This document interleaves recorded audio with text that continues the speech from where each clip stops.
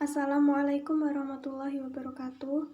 Perkenalkan, saya Silka Manal Ma'rifah, NIM 19505100019. Saya dari kelas akuntansi syariah 3A. Di sini saya sebagai presum dari kelompok tema 9 dengan tema Cyber Ethics, tinjauan etika di dunia maya. Etika berasal dari bahasa Latin, etika yang berarti falsafah moral dan merupakan pedoman cara hidup yang benar dilihat dari sudut pandang budaya, susila, dan agama. Etika berasal dari bahasa Yunani yaitu ethos yang berarti kebiasaan, watak. Etika memiliki banyak makna antara lain. Makna pertama, semangat khas kelompok tertentu, misalnya etos kerja, kode etik, kelompok profesi. Makna kedua, norma-norma yang dianut oleh kelompok golongan masyarakat tertentu mengenai perbuatan yang baik dan benar. Makna yang ketiga, tadi tentang prinsip-prinsip perilaku yang baik dan benar sebagai filsafat moral. Etika sebagai refleksi kritis dan rasional tentang norma-norma yang terwujud dalam perilaku hidup manusia. Moralitas adalah hal-hal yang menyangkut moral, dan moral adalah sistem tentang motivasi, perilaku, dan perbuatan manusia yang dianggap baik atau buruk.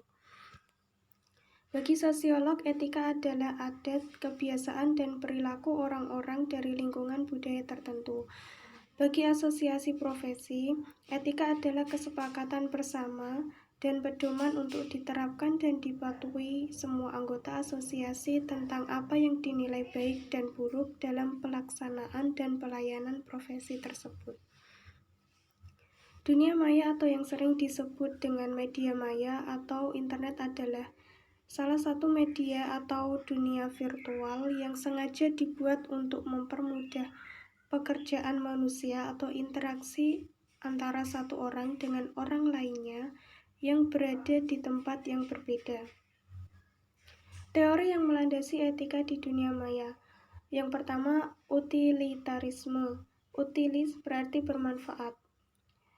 Menurut teori ini, suatu perbuatan adalah baik jika membawa manfaat, tapi manfaat itu harus menyangkut bukan saja 1-2 orang, melainkan masyarakat secara keseluruhan. Yang kedua, deontolog. Istilah deontologi berasal dari kata Yunani deon yang berarti kewajiban. Perbuatan tidak pernah menjadi baik karena hasilnya baik, melainkan hanya karena wajib dilakukan. Perbuatan tidak dihalalkan karena tujuan yang baik tidak menjadikan perbuatan itu baik. Kita tidak pernah boleh melakukan sesuatu yang jahat supaya dihasilkan sesuatu yang baik. Yang ketiga, teori hak. Sebenarnya teori hak merupakan suatu aspek dari teori deontologi karena hak berkaitan dengan kewajiban. Yang keempat, teori keutamaan. Teori ini adalah teori keutamaan yang memandang sikap atau akhlak seseorang. Selanjutnya, hubungan etika dengan dunia maya. Etika di internet dikenal dengan istilah network etiquette, yaitu semacam tata krama adalah menggunakan internet. Etika lebih erat kaitannya dengan kepribadian masing-masing.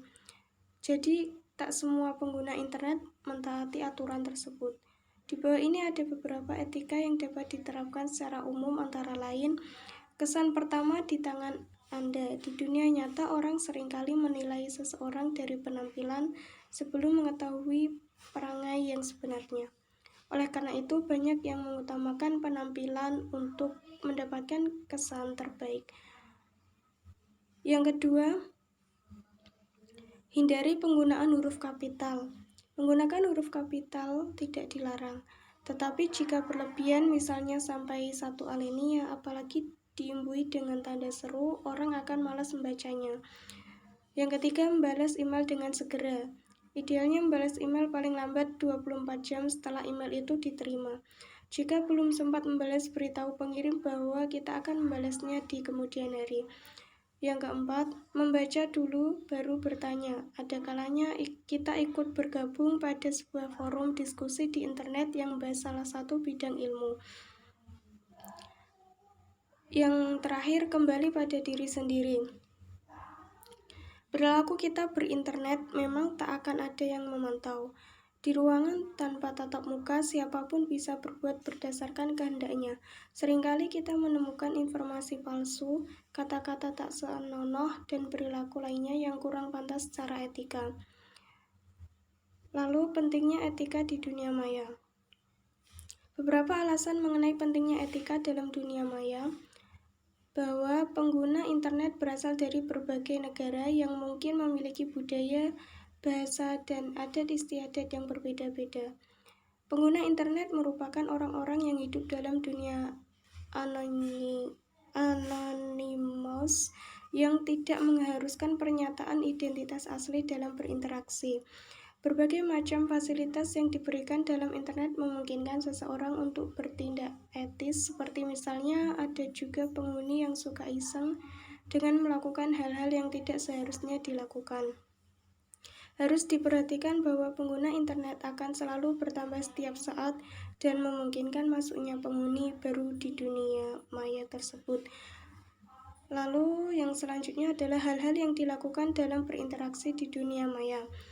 Yang pertama adalah mengucapkan salam, yang kedua menggunakan bahasa yang sopan, yang ketiga meminta izin ketika ingin mengiklankan produk, yang keempat menggunakan emoticon yang lazim, dan yang terakhir adalah jika ingin berpamitan hendaknya mengucap salam perpisahan.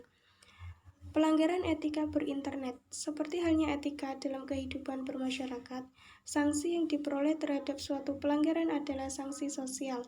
Sanksi sosial tersebut bisa saja berupa teguran atau bahkan dikucilkan dari kehidupan bermasyarakat.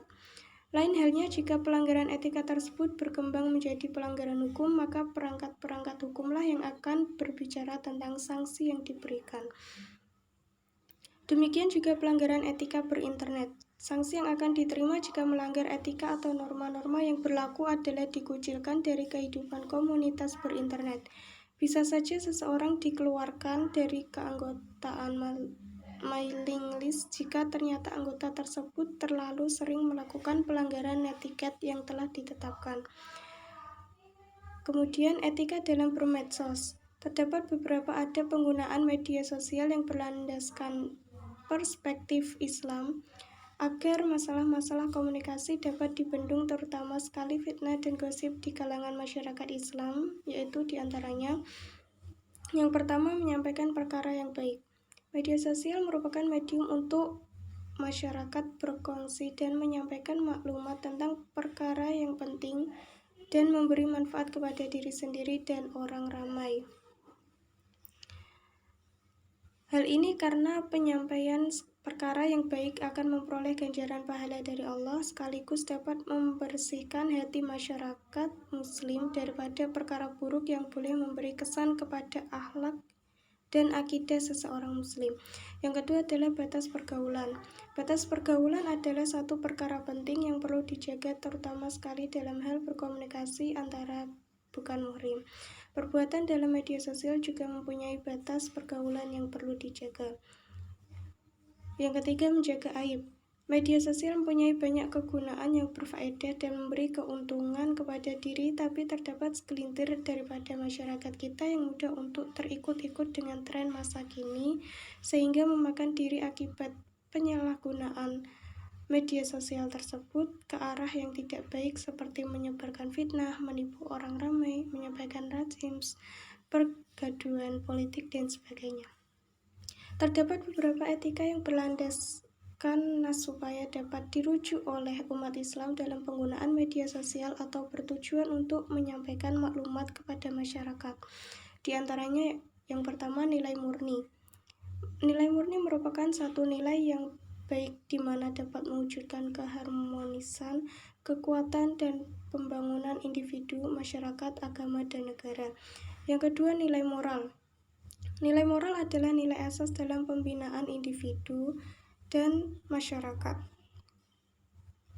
Yang ketiga, nilai etika. Masyarakat yang menyemai nilai etika dalam diri merupakan masyarakat yang mempunyai tanggung jawab moral dan sosial. Yang keempat, nilai kerohanian. Nilai kerohanian merupakan sifat atau nilai untuk meningkatkan daya ketahanan, kekuatan, dan pribadi seseorang individu. Yang terakhir, nilai kejujuran. Nilai kejujuran ialah perkara asas yang perlu dilihat oleh masyarakat karena sifat ini merupakan sifat penting untuk menentukan perlakuan seseorang individu. Sekian, terima kasih dari saya. Mohon maaf apabila ada kesalahan dan kekurangan. Wabillahi taufiq wal hidayah. Wassalamualaikum warahmatullahi wabarakatuh.